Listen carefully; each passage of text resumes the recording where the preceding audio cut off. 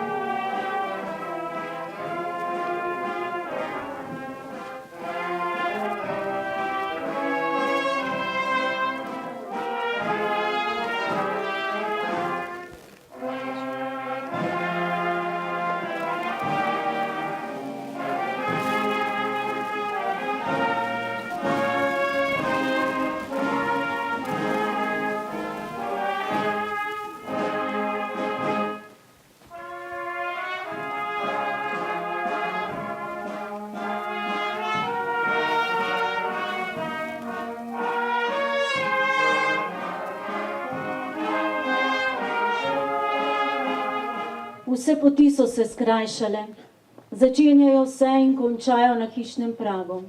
Svet se je zožil v ta mali krog svetlobe, ki ga je ustvarila prižgana svetilka. Tako je v eni izmed svojih pesmi zapisal pravkar preminuli pesnik Ciril Zlobec. Primorec, partizan, član Osvobodilne fronte, ki ni bila koalicija političnih strank in enako mislečih. Bila pa je koalicija enako čutečih, enako osramočenih, enako zavednih, enako pogumnih, enako srčnih. Upor slovenskega naroda se vedno rodi iz srca. Tudi leta 1991 se je. V času osamosvajanja Slovenije in Hrvaške je bil Ciril Zlobec član predsedstva Republike Slovenije. Tako je sodeloval pri rojstvu Slovenije, ki si je, tako kot Hrvaška, pred 27 leti našla svojo pot u skupnost samostojnih držav. Danas ovdje, gdje je zločin dobio status obrta, gdje se smrt iscrpljivala do smrti, prisjećamo svih koji su doživjeli dehumanizaciju, ili zato što su pripadali krivom narodu, krivoj etničkoj skupini, krivom političkom uvjerenju, a također i svih koji su tu degradaciju temeljnih ljudskih prava preživjeli, obilježeni za cijeli život. Na antifašističkim tradicijama i zasadama osnovani su Ujedinjeni narodi, što je i temelj državnosti Republike Hrvatske i civilizacijska osnova europskih integracijskih procesa.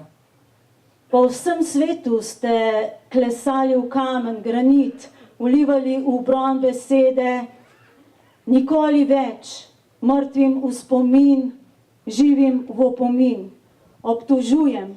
In še mnogo podobnih besed ste zapisali. Napisali ste mnogo del s podobnimi naslovi. Izrečeno je bilo mnogo tehtnih besed na spominskih slovesnostih in komemoracijah. Pa vendarle vedno znova ugotavljamo, da prav noben vaš opomin ni odveč. Celo več, vedno bolj je potreben vaš glas spomina. Saj kot smo rekli, svet se kar naprej oblači v bojne barve. In se sprašujemo, je zgodovina slaba učiteljica ali smo le mi slabi učenci? Z velikim veseljem vabim, da nam spregovori predsednik Državnega zbora Republike Slovenije Dejan Židan.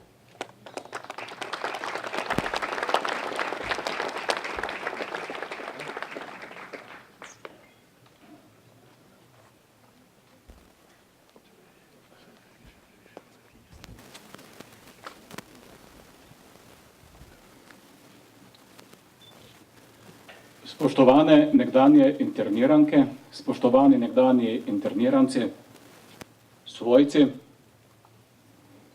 spoštovane prijateljice, spoštovani prijatelji.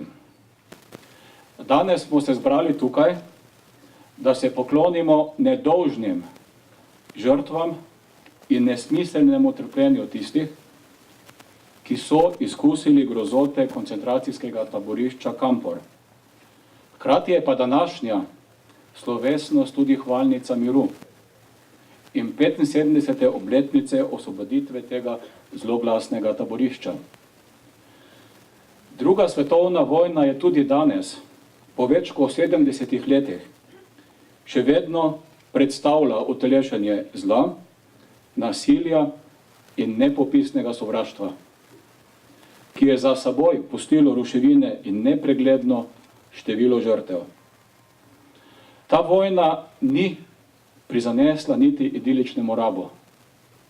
Ne bom govoril o številkah, vendar tisoči ljudi je tu pustilo svoja življenja samo zato, ker so bili Slovenci, samo zato, ker so bili Hrvati ali samo zato, ker so bili Judje. Na tisoče ljudi.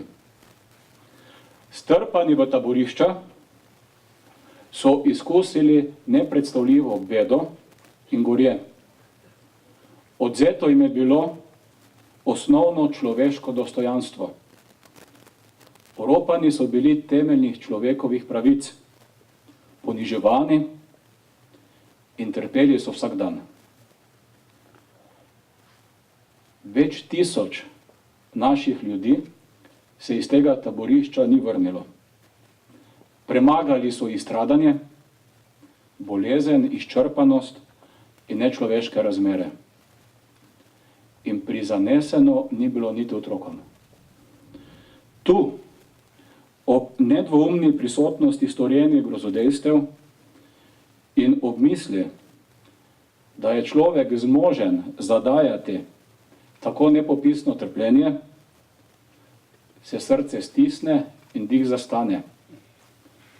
Še danes nedoumljivo in nerazumljivo. Izkušnje dveh uničujočih vojn, prve in zlasti druge, predvsem pa zločinov, ki so jih povzročili totalitarni režimi, kot sta nacizem in fašizem, vse to je človeštvo spodbudilo, da sprejme zavezo nikoli več vojne. Tedaj je tudi dozorelo spoznanje, da zagotavljanje in varovanje med vojno teptanih temeljnih človekovih pravic in svoboščin, tega ideala človeštva, ki se je počasi, a vztrajno rodil in razvijal skozi stoletja, ideala, za katerega so si ljudje prizadevali in se tudi bojevali, da ta ideal terja več kot le nacionalno zaščito. 10. decembra 1948, letos torej obeležujemo 70. obletnico, je Generalna skupščina komaj da nastala Organizacije Združenih narodov sprejela zgodovinski dokument, Splošno deklaracijo človekovih pravic. S tem je sprejela dokument, ki je postal merilo uresničevanja človekovih pravic, hkrati pa tudi zgled in tudi izhodišče za številne mednarodne akte.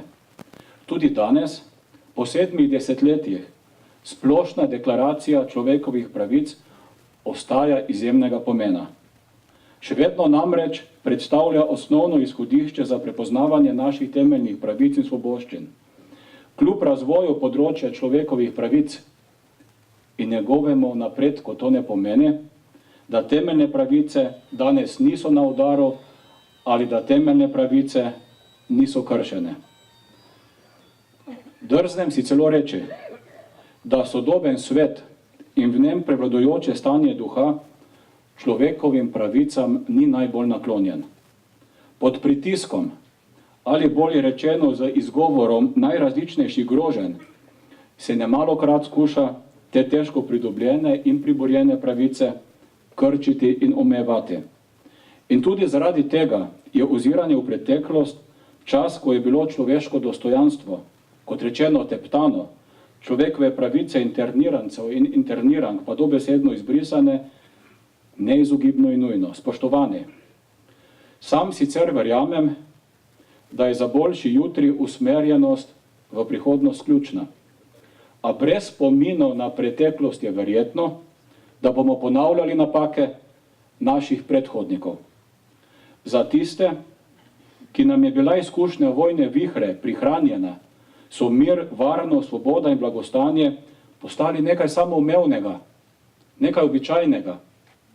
In če tudi nas vsakodnevno spremljajo podobe ljudi, ki so zaradi vojn in spopadov primorani zapustiti svoje domove, se zdi, da sami trdno verjamemo, da se izkušnja vojne ne more več ponoviti.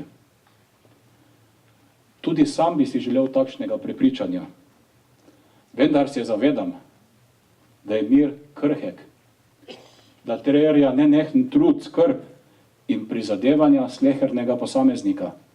Zavedam se tudi, da živimo v času velikih tveganj. V času, ki ponovno postavlja na preizkušnjo temeljne vrednote, kot so mir, svoboda, solidarnost, pravičnost, nemalokrat pa tudi človekove pravice.